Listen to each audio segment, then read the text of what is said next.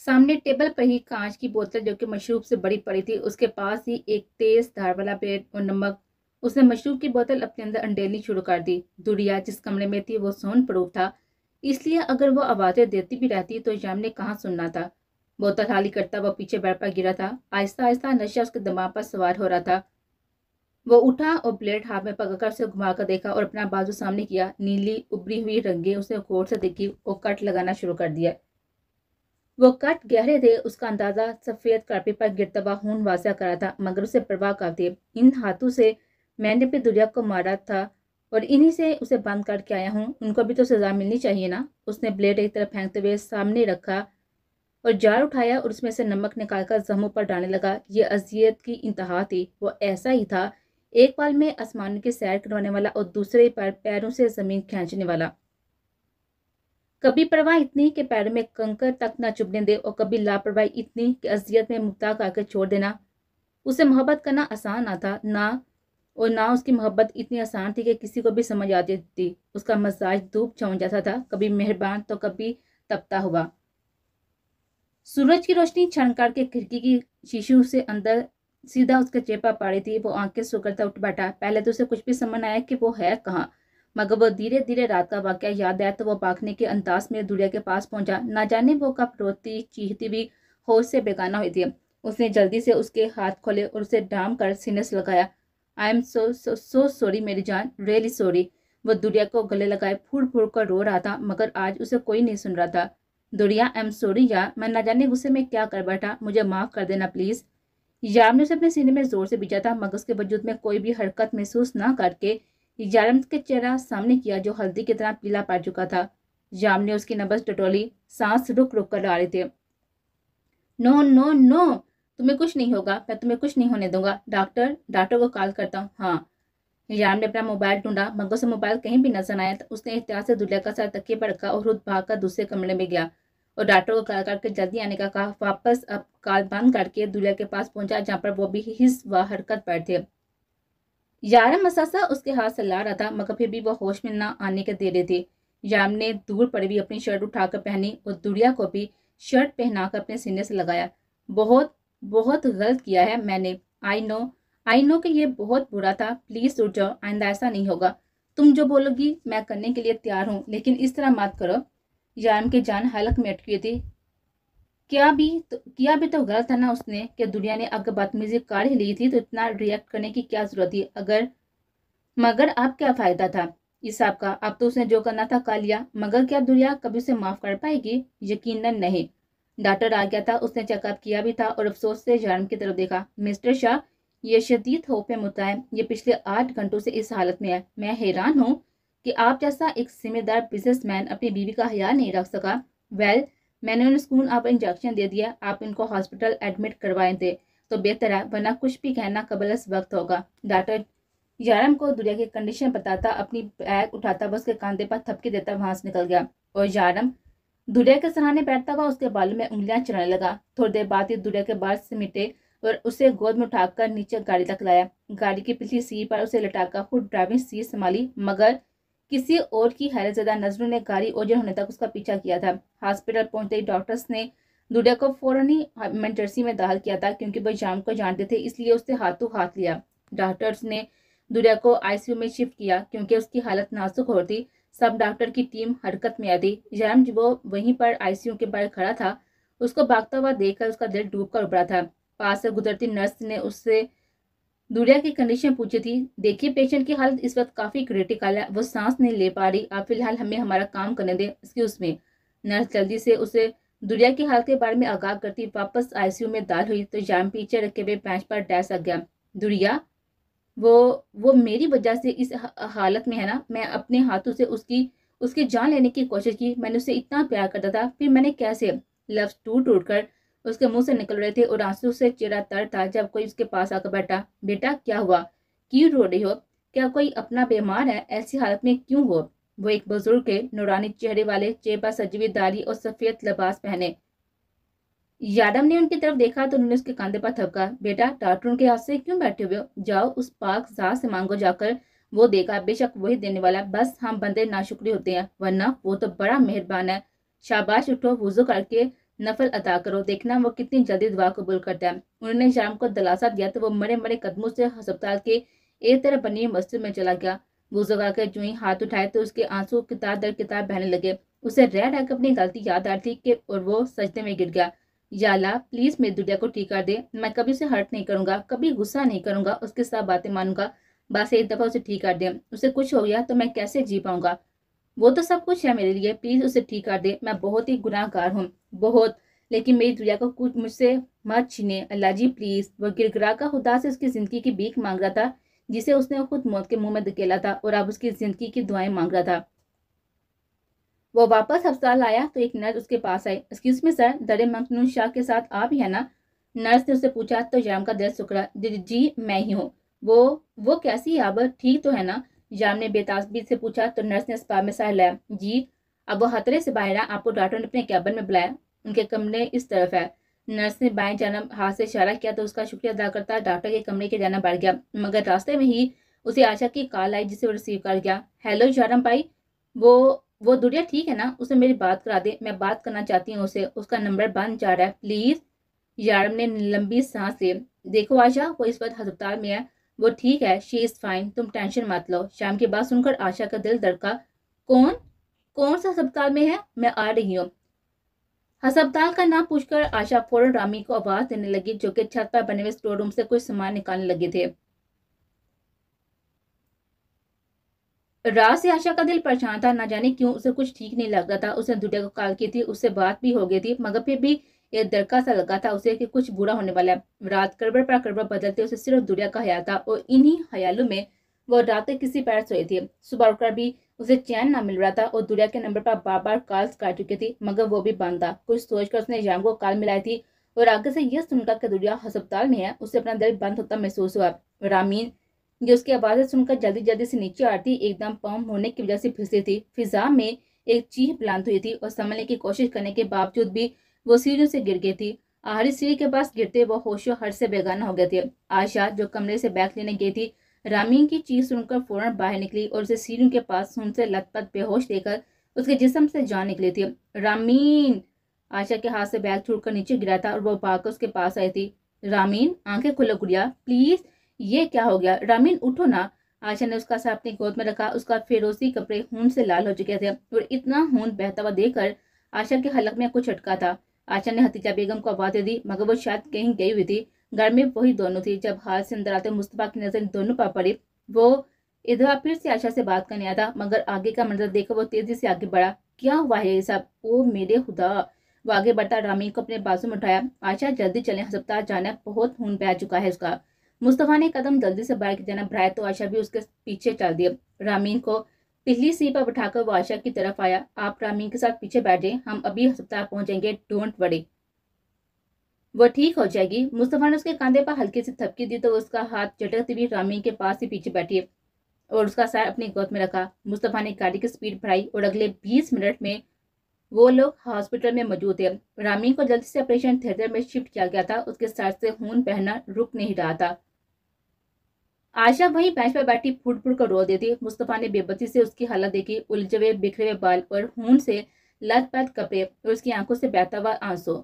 मुस्तफा उसे तसल्ली देना चाहता था, मगर खामोशी से उसे थोड़ा सा फासला रखकर बैठ गया। जब एक नर्स भागती हुई उनके पास आई, देखिए मरीज की हालत बहुत खराब है, प्लीज जल्दी से उनका इंतजाम कर दे, अर्जेंट।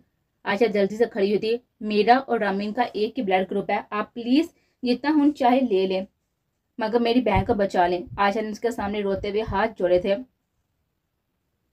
मैम प्लीज हौसला रखिए और मेरे साथ आए आप। नर्स उसे इमरजेंसी में ले गए थे, जहां पर उसका ब्लड निकाला जा रहा था। मुस्तफा ने यहाँ वहां नजर दुराई, जब थोड़े फासले पर उसे शर्मसार हाथों में गिराए बैठा हुआ नजर आया। ये भाई यहाँ क्या कर रहे हैं? और ये थे कहाँ कल से? कहीं तुड़िया? नहीं नहीं, ये मैं क्या सोच रहा हूँ। मुस्तफा अपनी जगह से उठता हुआ हिशाम के करीब आया था। यारम भाई आप यहाँ, और ये क्या हालत बना रखी है आपने? क्या हुआ है? कौन है यहाँ? मुस्तफा ने बेचैनी से यहाँ वहां पर देखा। मुस्तफा, वो तुम यहाँ कैसे? और यह खून, तुम ठीक तो हो ना? जाम से जवाब देता हुआ, मगर उसकी शव पर लगे हुए खून के धब्बों को देखकर परेशान हुआ, जो रामीन को घर तक गोद में उठाते हुए उसकी सफेद शर्ट को दाग दाग कर गए थे। भाई, रामीन सीढ़ी से गिर गई है, मैं वहां पर पहुंचा तो वो बेहोश थी। जहाँ पर आशा भी है, साथ में मैंने आपको देखा तो आगे इधर, मगर आप यहाँ पर कैसे, कौन है यहाँ? यारम मुस्तफा की बात सुनता सर झुका गया था। हाँ, रात दुर्गा को मैं फ्लैट में लेके गया था। सुबह उसकी तबीयत खराब हो गई अचानक, शायद फूड पॉइजनिंग, तो अंदर डॉक्टर ट्रीटमेंट कर रहे हैं, वो बेहतर है, अब सो रही है। रामीन कहाँ है? कैसी कंडीशन है उसकी? ज्यादा चोट लगी है क्या? यारम गोल में जवाब देता मुस्तफा से रामीन का पूछने लगा। भाई चोट गहरी है, ऑपरेशन चल रहा है, दुआ करें। मैं मामा पापा को बता देता हूँ, रामीन का भी और दुनिया भाभी का भी। मुस्तफा पॉकेट से मोबाइल निकालता बोला तो याम ने इस बात में सर हिलाया। अक्सर बेगम ने सुबह से दुनिया को नहीं देखा था। दो अब तो दोपहर का टाइम हो गया था और वो अभी तक कमरे में से नहीं निकली थी। अक्सर बेगम ने परवीन को दुनिया के कमरे में भेजा था, मगर वो वहां पर होती तो मिलती। बेगम साहिबा, छोटी बीबी अपने कमरे में नहीं है, मैं हर जगह देख लिया मगर वो कहीं नहीं मिली। प्रवीण की बात सुनकर वो परेशान हुई। अगर उसे कुछ हो जाता तो जराम ने सबकी जान सूली पर चढ़ा देनी थी, मगर इस बार वो जानती थी कि उसको अजियत देने वाला इस दफा उनका बेटा ही था। उनने चौकीदार को बुलाकर पूछा तो उसने बताया कि रात जाम साहब आए थे, छोटी बीबी को उठाकर लेकर चले गए थे वापस। ठीक है, आप जा सकती हैं। अक्सर बेगम ने सुकून का सांस लिया कि शुक्र है वो यारम के पास गया। तब उसका मोबाइल रिंग हुआ। मुस्तफा की कॉल देखकर उन्होंने फौरन कॉल रिसीव कर ली। रामीन और दुर्गा के बारे में बताकर उसने कॉल बंद कर दी थी और अक्सर बेगम का हाथ दिल पर पड़ा था। वो जल्दी से अमना बेगम के कमरे में गई और उन्हें तमाम सूरत बताई।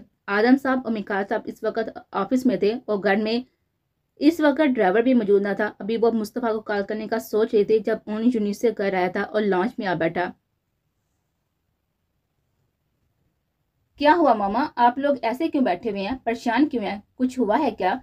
ओन ने उनकी परेशानी बांधते हुए पूछा। हाँ ओन, तुम जल्दी से जाकर चेंज करो और हमें हॉस्पिटल छोड़कर आओ। दुरिया और रामीन हॉस्पिटल में है, न जाने किस हाल में होंगी बच्चियां। अमना बेगम ने उनके सर पर बम फोड़ा था। मामा क्या कह रही हैं आप? क्या हुआ है रामीन और दुरिया को? Is everything okay? मैं ठीक हूँ, आप चलिए, मैं गाड़ी निकालता हूँ। उन जल्दी से बाहर निकला तो अमना बेगम और अक्सा बेगम उन्हें पीछे चल दिए थे। कुछ ही देर में वो अस्पताल में थी।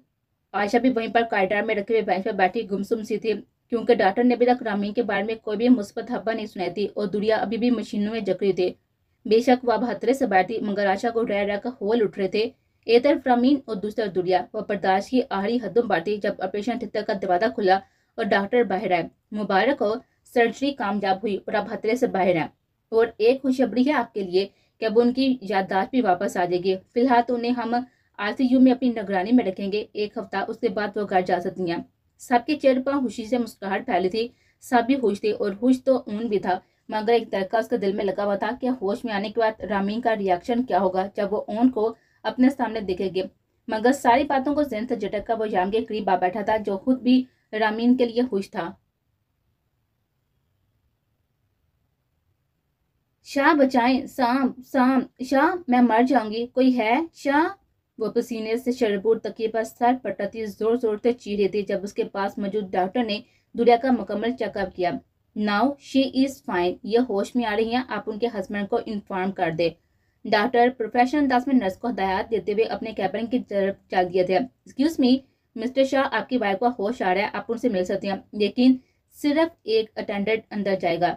नर्स उसे इतला देती हुई आगे बढ़ गई थी जबकि वो दुनिया का सामना करने से हिचकिचा रहा था। क्या रिएक्शन होगा दुनिया का? अरे बेटा क्यों खड़े हो, जाओ मिल लो दुनिया से। अक्सा बेन ने उसे कशमकश में वहीं पर खड़ा देखकर कहा तो वो उन्हें मुस्कुराकर देता हुआ आईसीयू में दाखिल हुआ। शाह बचाएं मुझे, ये काट लेगा मुझे शाह। वो एकदम से उठ बैठी थी। उसे हवा में भी यही लग रहा था कि वो अभी तक इसी ब्लैक रूम में है। हॉस्पिटल गाउन, दोनों हाथों में ड्रिप्स लगी थी जबकि बाल बिखर कर चेहरे पर आए पसीने से चिपक गए थे। वो लंबे लंबे सांस ले रही थी जब नजर सामने उठे। दरवाजे के करीब खड़ा बिखरा टूटा कोई और ही शर्मशाह लग रहा था। दुर्या को उसकी कल की हरकत याद है तो उसने नफरत से मुंह फेरा। क्या देखने आए हैं यहाँ कि मैं जिंदा कैसे बच गई? क्योंकि मुझे मारने की तो अपने कोई भी कसर नहीं छोड़ती। मेरे सामने से चले जाए और अब मेरे सामने मत आइएगा, वरना मैं भूल जाऊंगी कि आप मेरे शोहर हैं। दुर्या के लहजे में नफरत गुस्सा महसूस करते याम का सर झुका था। दुर्या देखो, मैं यारम आस्ता से उसके बराबर बैठता हुआ उसका हाथ पकड़कर अभी अपनी बात मुकम्मल करता जब दुर्या ने दृष्टि से हाथ खींचा। मैंने आपसे कहा ना कि मुझे आपसे बात नहीं करनी और ना ही आपकी शक्ल देखनी है, जा सकते हैं आप यहाँ से। दुर्या हाथ खड़ा करती ची। ओके फाइन, मैं जा रहा हूँ, बट तुम ज्यादा स्ट्रेस मत लो प्लीज। जाम ने उसके माथे पर अपने लब रखने चाहे मगर दुरिया ने उसे धिक्का देकर पीछे किया।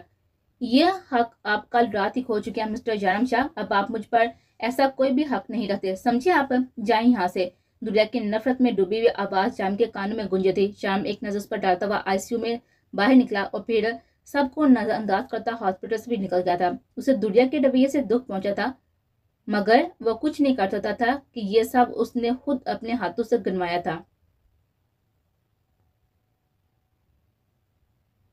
रामीन की सर्जरी को 3 घंटे गुजर चुके थे और उसे आईसीयू से प्राइवेट रूम में भी शिफ्ट कर दिया गया था। आयशा उसके पास ही थी जब उसने पलकें झपकाई। अपिया, उसकी हल्की सी आवाज सुनकर आयशा जल्दी से उसके करीब आई। रमी, कैसी हो, कहीं दर्द तो नहीं हो रहा ना? आयशा उसका हाथ थामते हुए बोली। आपी, मुझे क्या हुआ? और ये मेरा सर बहुत ही दर्द हो रहा है। रामीन सर पर हाथ रखती हुई बोली तो आयशा परेशानी से उसको देखने लगी। रामीन, मेरी जान, हौसला करो, मैं डॉक्टर को बुला कर लाती हूँ। आयशा जल्दी से डॉक्टर को बुला लाई थी। रामीन का मुकम्मल चेकअप करने के बाद डॉक्टर ने उसे कुछ सवाल पूछे थे जिनके रामीन ने सही जवाब दिए थे। डॉक्टर मुस्कुराते हुए आशा की जानिब मुड़ा। मुबारक हो मिस आशा, यह बिल्कुल फिट एंड फाइन है, बस कुछ दिन के लिए पट्टी बांधी रहेगी लेकिन रोज चेंज करनी होगी। 1 महीना इन्हें मुकम्मल बेड रेस्ट करना है, उसके बाद ये नॉर्मल हो जाएंगे। डॉक्टर प्रोफेशनल अंदाज में हदायत देता हुआ बाहर चला गया था। जब अक्सा बेगम, अमना बेगम, मुस्तफ़ा और ऊन अंदर दाखिल हुए।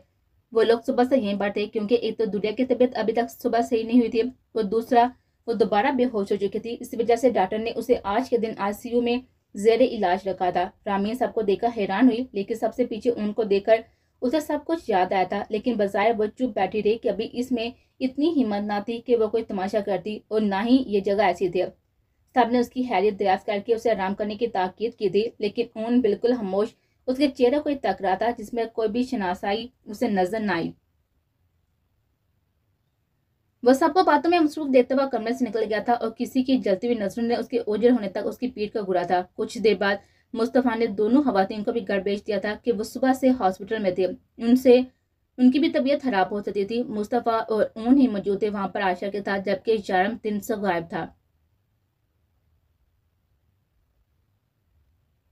रात 2 बजे के करीब आईसीयू का दरवाजा आहिस्ता से खुला और वो अंदर दाखिल हुआ। मशीनों में जकड़ी दवाइयों के जरिए से खुंदगी में थी जब शारम उसके करीब रखी कुर्सी पर बैठा। ये दिन में ही वह मुरझा गई थी। गुलाबी होंठों पर पपड़ी जम चुकी थी और गाल जो कि हमेशा खुले से रहते थे उन पर भी सर्दी खुल चुके थे। शारम को गहरी नदामत हुई। मर्द भी कितने अजीब होते हैं ना, प्यार करने पर आए तो जमाना बुला देते हैं और अगर औरत से जरा सी गलती हो जाए तो उसे माफ करने की भी बजाय उसे सजा देने लगते हैं। दुनिया के जाम के आंसू गिर रहे थे और वो नींद में जैसे बेचैन हुए थे। शाह, एक हल्की से सरगोशी सुनी थी जाम ने उसकी। दुरिया, मेरी जान, प्लीज मुझे माफ कर दो, प्लीज यार, उठ जाओ, अब तुम्हें ऐसा देखकर दिल कट रहा है मेरा, मैं नहीं दे सकता तुम्हें ऐसे। उसके हाथों को जोर से अपने हाथ में बीच कर उसने कहा और तभी दुरिया की आंख किसी एहसास के तहत खुले थे। वो दवाओं के असर में थी इसलिए गायब दिमागी से जाम को देख रहे थे। दुरिया, माई लव, आज यू ओके, कुछ चाहिए क्या मेरी जान को? याम उसके चेहरे को हाथों के प्याले में बढ़ता हुआ उसके ऊपर झुका। दुरिया की आंखें बामुश्किल खुली थी और वह फिर से नींद में जा चुके थे। यारम उसको सोता हुआ देखा वहीं कुर्सी पर बैठ गया था। सारी रात उसने यूं ही बैठे गुजारे थे। सुबह 7 बजे दुरिया की आंख खुली तो याम ने अपने पास और अपना हाथ उसके हाथों में देखकर पहले तो वह हैरान हुई मगर फिर अपना हाथ झटकते हुए छुड़ाया। यारम जब भी कुछ देर पहले ही कुर्सी पर बैठे बैठे सोया था, एकदम आंख खोलकर दुरिया को देखा जो चेहरे पर साथी लिए हुए उसको देखे थे। दुरिया, कैसी तबीयत है अब, कहीं दर्द तो नहीं हो रहा? यानम उसके ऊपर झुकता हुआ उसके बालों में हाथ फेरता मगर दुरिया साथी से आंखें नीचे चुपचाप लेटे रहे। कुछ चाहिए? भूख लगी है, लेकर आऊं कुछ? यार ने उसकी बेरुही महसूस की थी मगर पीछे नहीं हटा। दुरिया ने उसका हाथ अपने सर पर से झटक कर नफरत से उसकी जान देखा। मुझे कुछ नहीं चाहिए, आप जाएं यहाँ से, मुझे आपकी शक्ल तक नहीं देखनी। गुस्से से कहते हुए वो उसे 2 कड़ी का कर गए थे। देखो दुरिया, इतना गुस्सा मत करो, अभी तुम्हारी हालत, मेरी हालत ठीक है लेकिन अगर आप मस्जिद यहाँ पर है तो मेरी हालत जरूर खराब हो जाएगी। वो चीती बोली तो याम चुपचाप बाहर निकल गया। अब आप जितनी चाहे कोशिश कर लें मिस्टर शाह मगर मेरे दिल में आपके लिए कभी जगह नहीं बनेगी। यारम के जाने के बाद आशा उसके पास आई थी। उसे अपने सीने सामने देखकर दुरिया का सब टूटा। वो आशा के गले लाकर फूट फूट कर रहे कि आशा भी परेशान हुई थी। क्या हुआ है दुरिया, सब सब ठीक है ना? तुम ठीक तो हो ना? कहीं दर्द तो नहीं हो रहा मेरी जान? मुझे बताओ, मेरा दिल बैठा जा रहा है। आशा उसकी पीठ थपथपाती हुई बोली तो वो आंसू पहुंचते हुए पीछे। यूं ही अपिया दिल बार आया था। और तो कोई बात नहीं है, आप प्लीज मुझे अपने साथ ले जाएं अपने घर। दुनिया ने उसके हाथ पकड़कर इल्तिजाई अंदाज में कहा तो आशा ने सर असबाब में हिलाया। अपिया, वो रामी आपी कहाँ है? मुझे मिलना है उनसे, वो नहीं आई क्या? दुनिया ने आशा से पूछा तो एक पल को खामोश है। हाँ गुड़िया, वह रमीन यही है, दूसरे रूम में। वो थक गई थी ना, कल से तो यही थी। वो तो इसलिए मैंने उसे रेस्ट करने के लिए भेज दिया, थोड़ी देर के लिए आ जाएगी वो। बाद में तुम्हें भूख लगी है ना, कुछ लाऊं खाने के लिए? आशा ने उसे टाला था। उसकी हालत अभी भी ऐसी नहीं थी कि उसे रामीन की हालत बताई जाती है। नहीं आपी, मुझे बस बाहर जाना है, मैं तंग हो रही हूँ इस कमरे से, अजीब सी घुटन होती है यहाँ। आप प्लीज मुझे बाहर लेकर जाएं अभी। दुनिया की जिद पर आशा उसे हॉस्पिटल के लॉन में लेकर आई और वहां पर रखे बेंच पर वो दोनों बैठ गए थे। सुबह का वक्त था, हर तरफ ठंडी हवाएं चल रही थी। लोग यहाँ वहां पर आ जा रहे थे। जब मुस्तफा उनकी तरफ आता हुआ दिखाई दिया, वो उनके करीब आकर रुका तो इन दोनों ने उसकी तरफ देखा। मुस्तफा आशा को एक नजर देखने के बाद दुनिया की तरफ मतवज्जो हुआ। आप कैसी तबीयत है बच्चा? मुस्तफा ने उसके सर पर हाथ रखा तो दुरिया हल्के से मुस्कुराई। आप ठीक हो भैया? दुरिया उसे और उनको भैया ही बुलाते थे। मैं तो ठीक हूँ, लेकिन आप अपना बिल्कुल भी हया नहीं रखती। आप कल भी कुछ उल्टा सीधा खा लिया होगा ना, इसी वजह से तो फूड पॉइजनिंग हुई ना। एहतियात क्या करो। और ये मैं नाश्ता लेकर आया हूँ, मामा ने भिजवाया। बहुत आना चाहती लेकिन मैंने मना कर दिया। आप चले रूम में नाश्ता खा लें। मुस्तफा की बात सुनती दुरिया हैरत से उसको देखा। मतलब यारा ने इन सबसे भी झूठ कहा था कि दुनिया को फूड पॉइजनिंग हुई है। दुनिया को एक दफा फिर से जाम से नफरत महसूस हुई, मगर बिना कुछ कहे हुए इन दोनों के साथ ही रूम की तरफ बढ़ गई।